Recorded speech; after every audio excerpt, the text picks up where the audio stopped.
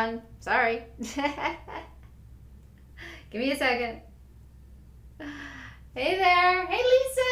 Oh, Luxar. Hey, nice to see you. Great to see you. Happy Saturday. Happy Sunday. Good evening. Hey, look at you guys coming on.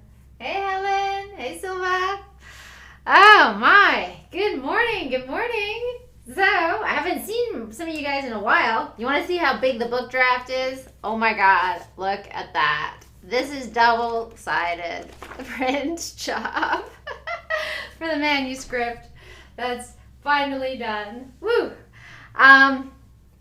Okay, thank you for the hearts. Hey, Mike. Hey, wow, look at this. It's a party. Everybody's coming on today.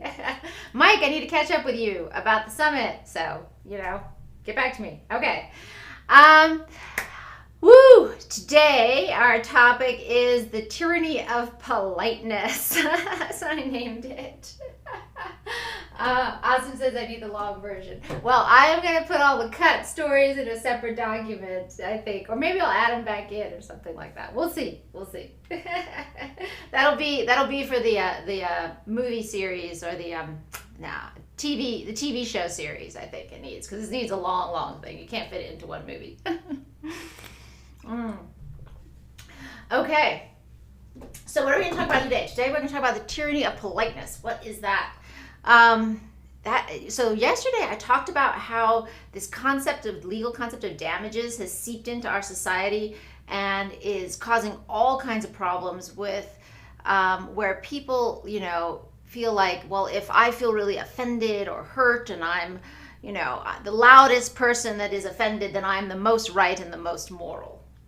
And that really messes up what's happening in our society and, the victim mentality and all of that. That's coming from this. It's really, really bad for us. But what's the tyranny of politeness? The tyranny of politeness is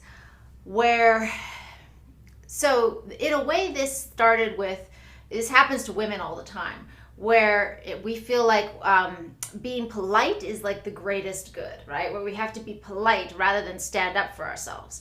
So, if someone is like being all sleazy and putting their hand on us and stuff, and we're like, oh, well, I got to be super polite and I can't like tell him fuck off, right? I need to like, oh, okay, well, I just don't want to hurt his feelings, And so to us, it's like being polite is the greatest moral good, which of course, we want to be polite and we want to be kind. But if somebody's actually violating us and violating our rights, then that is by no means the highest good.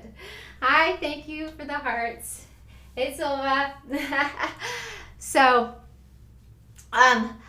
but what is happening right now as well in our society? Right? In our society, it's a similar thing going on. So first of all, women do this all the time. But in our society, we also have a situation where instead of standing up for ourselves, if anyone does something that is at least a bit impolite, right? Or they say something that's not considered polite, then that's wrong.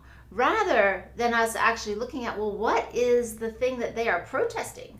What is the actual wrong that they may be talking about? And is that more important than them being super polite about it? See? Our founding fathers were not all about being polite.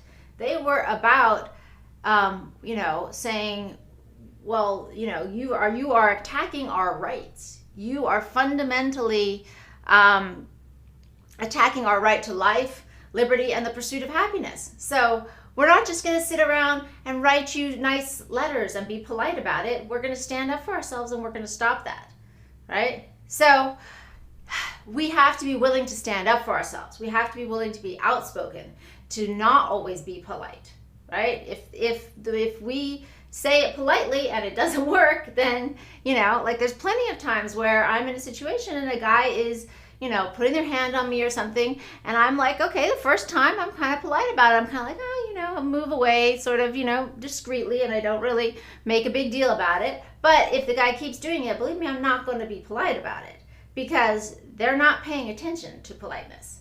So don't think that being polite is the highest moral good. That is what is going on in our society right now, where we have this thing that, well, they weren't polite about it when they were protesting that. Okay, well, they've probably been saying it for years and years and years and nobody's listened. So now they're going to get in your face about it and they're not going to be polite about it. Okay? That's okay, right? We need to look at the core issue that they're talking about, not about how polite they are being when they say it.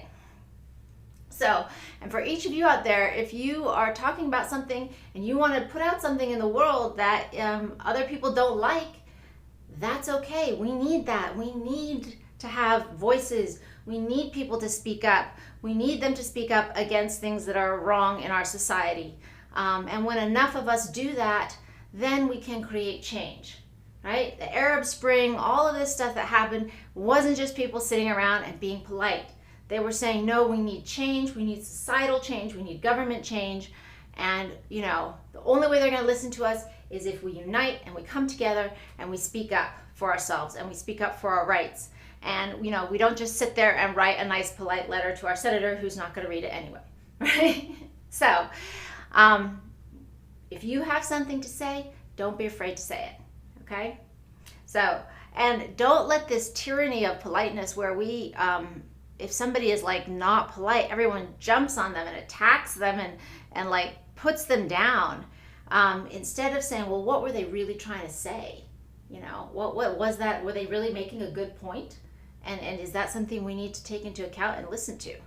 So that is my little thing for you today. I hope you have a beautiful Sunday, and I will talk to you all later. Bye. And Lexier, did you do the exercise of writing out... I'll say goodbye to everybody else here. Oh, no, wrong thing. I hit it wrong again.